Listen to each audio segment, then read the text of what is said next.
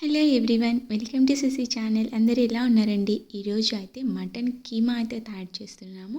టేస్టీగా చిన్న చిన్న టిప్స్తో ఎలా చేసుకోవాలో చూసిద్దామా. ముందుగా మటన్ అయితే మంచిగా కడిగేసి అందులో సరిపడా ఉప్పు పసుపు వేసి స్టవ్ పైన అయితే పెట్టేసుకోవాలి. ఇందులో వాటర్ అయితే ఏం యాడ్ చేయకూడదు. ఇలా ఆన్ చేసేసుకొని మూత పెట్టేసుకోవాలి. ఇందులోంచి వాటర్ అయితే వచ్చేస్తుంది. ఇలా మనం వాటర్ పోయకుండా స్టవ్ పైన ఆన్ చేసి పెట్టేసుకుంటే ఆ కీమా అనేది అంత ముద్దలా ఉంది కదా, అలా ఉండకుండా మంచిగా డివైడ్ అయిపోతుంది అనమాట.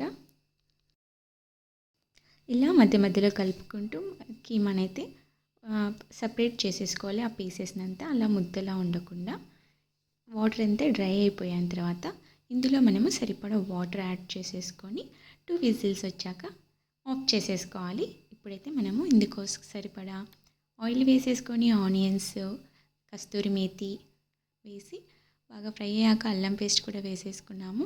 తర్వాత అల్లం పేస్ట్ బాగా పచ్చివాసన పోయే వరకు వేయించుకున్న తర్వాత టమోటా వేసి పసుపు ఉప్పు కారం అయితే వేసేసుకున్నాము. ఇప్పుడు పెరుగు అయితే మనకి ఆప్షనల్ అనమాట. కొద్దిమందికి అయితే ఇష్టం ఉంటుంది, కొద్దిమందికి అయితే ఇష్టం ఉండదు కదా.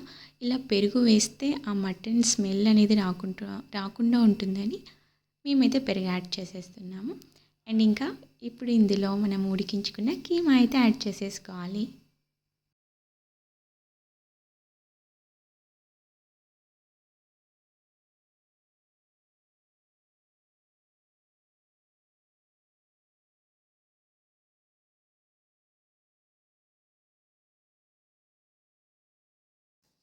ఇప్పుడు మనము ఇది కొద్దిగా వేడెక్కాక అందులో కొబ్బరి వేసుకోవాలన్నమాట.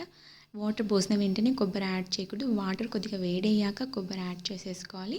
అండ్ తర్వాత ధనియా పొడి, కొద్దిగా గరం మసాలా, ఫైనల్గా కొత్తిమీర వేసి ఇది బాగా దగ్గరికి వచ్చేలాగా ఉడికించేసుకోవడమే.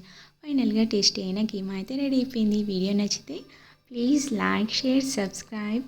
Thank you for watching. Bye bye.